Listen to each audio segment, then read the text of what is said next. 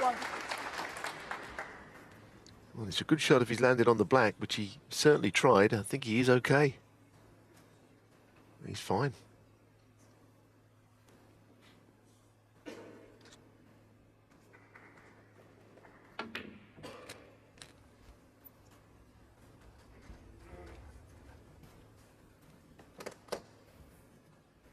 So he's in with his first chance to win the match. 8. And Sullivan will be concerned after what happened in the last frame.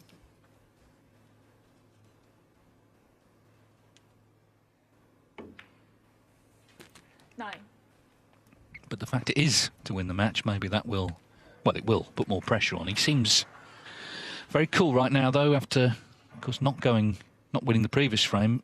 He won that last one in one visit. I think that says a lot about him. We saw it in Belfast, the way he finished off against Neil Robertson.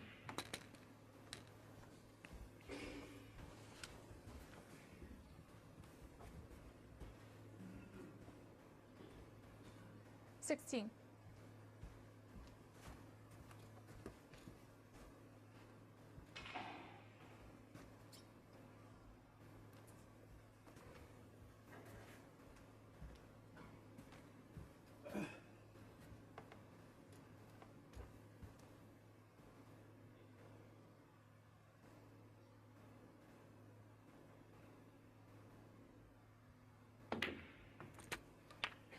$17. Well,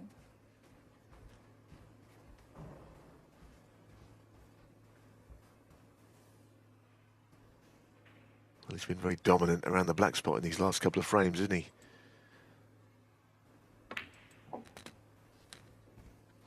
There's an example of the sort of player he is, meticulous, good cue ball control, gives nothing away in sort of giving easy chances back. And he's still, 25. I think, work in progress, but his scoring is improving all the time. The work he puts in, long hours on the practice table, I know that for a fact. Usually the last to leave of all the players practicing in the academy.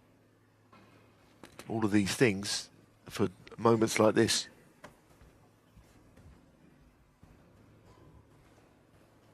Yeah, I mean, if you're just joining us, Sullivan, it's not that he's played badly, he's really competed in all areas, but Pang, well, stepping it up when you have to at the end of the match.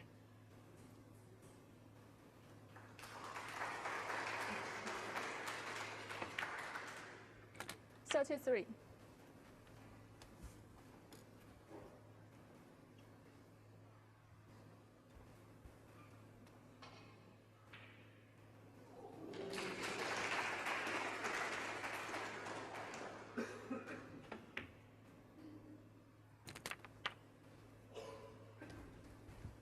Well, it's all reds and blacks again. We've been here before, but it really is, the frame really is the important thing now, because it will also, of course, be the match.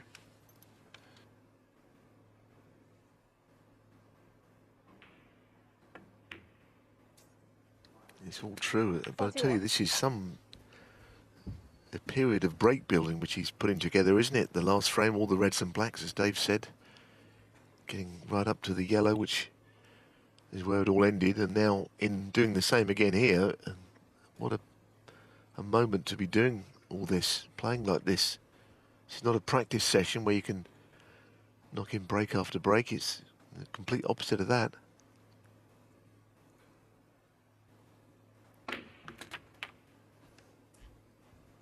He's overhit by a long way, by a very long way. 48. Yes, he's still on the red, but clearly he didn't mean to go that side of the blue.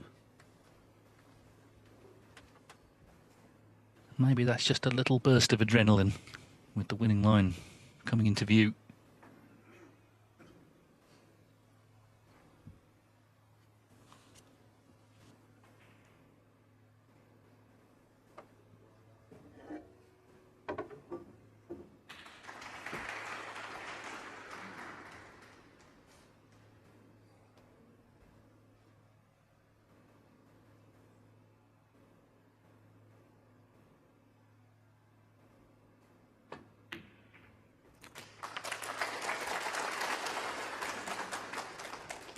$49.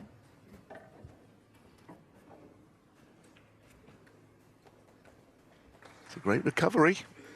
It's happening again, isn't it? He doesn't. I don't think he wants that to detract from what he's doing. You know, he is on the reds and blacks again, and it's early in the break, and he could keep staying on the black actually. But now he is awkwardly placed. I haven't seen him play left-handed shots before, I must say. Something that's in the game more than ever. He's finished in a place which is uncomfortable, and the two reds are part of the problem that he's just queuing over now with the rest. How is he going to get through to it?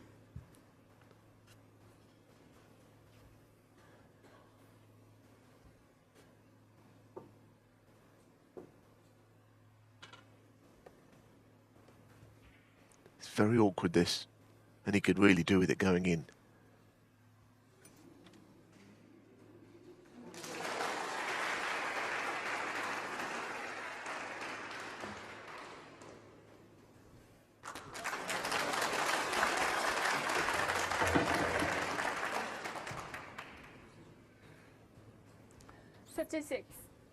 Well, it is in,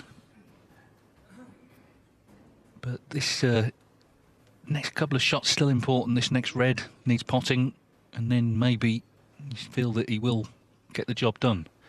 Yeah, not staying on the black though, whatever happens here.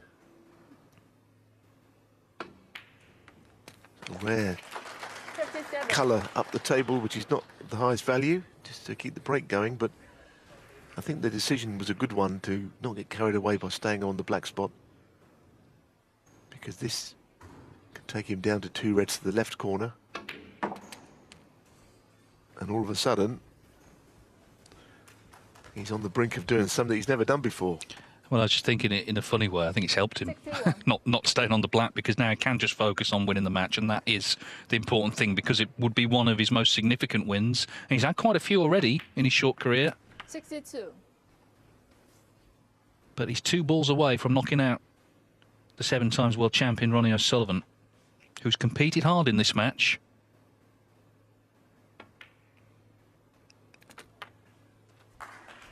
That's not a good shot. I mean, if you're going to play towards them two reds, play it with more pace and just shift them away from that area. 59. So there's always one, isn't there? Last shot that you've got to put together, and this is awkward queuing. You know, it's conceivable he could miss this.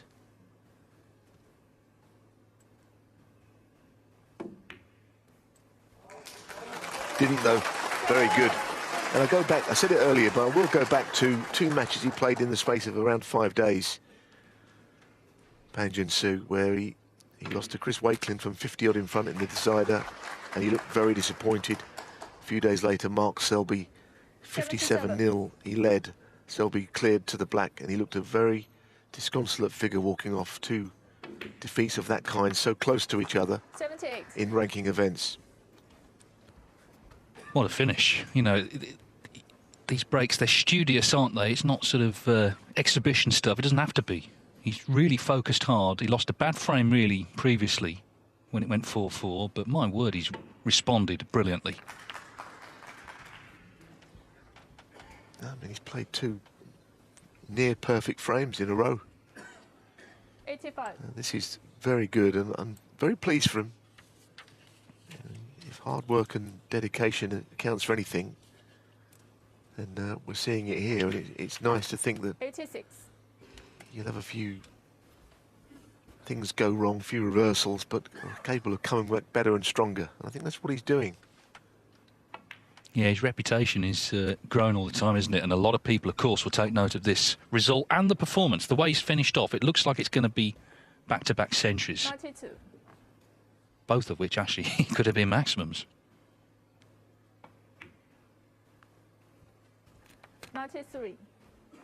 So the black will be for a brace of centuries to conclude one of his best ever wins.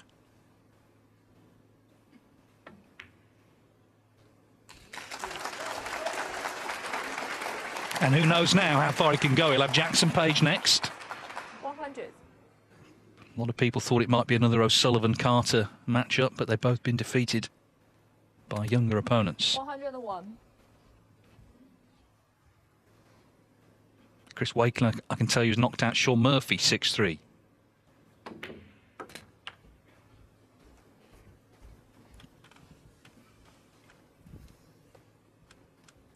107.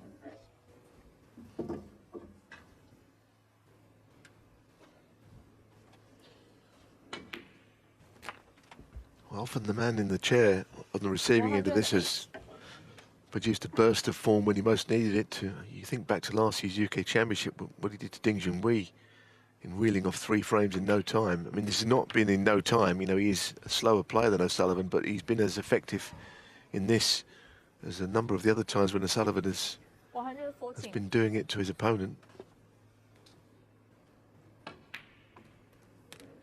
116. He must be feeling great, mustn't he? He must be feeling terrific. This is the victory lap. He's got the match won. He's made back-to-back hundreds. And he's able to enjoy this moment of potting balls, knowing that the match is all over. He's beaten Ronnie O'Sullivan in a major event for the first time. Yes, and Sullivan was fully committed to this match as well. He'll be disappointed. 123.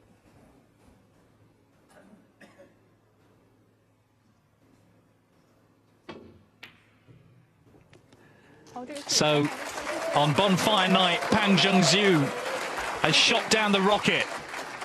What a sensational finish. Back-to-back centuries for the world number 26, and he is delighted.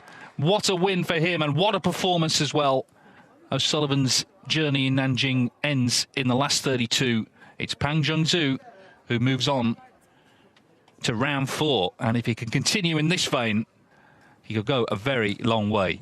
Pang Jung-Zhu the winner, 6-4.